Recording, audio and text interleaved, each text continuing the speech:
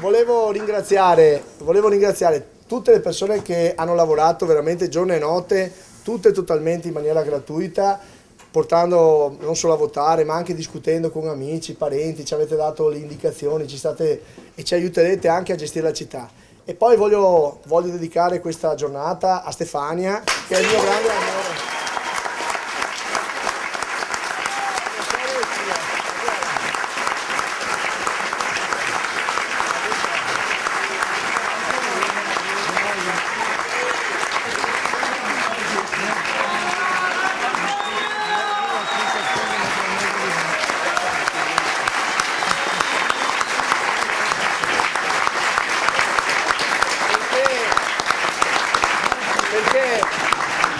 Perché io penso e farò di tutto perché questa città diventi una città prima di tutto per le donne. L'ho detto e ci credo fortemente. Io ringrazio lui perché mi ha trascinata in questa bellissima esperienza e soprattutto tutte le persone che ci hanno aiutati tanto in questo percorso e penso che lui sia la persona giusta in questo momento a governare la città.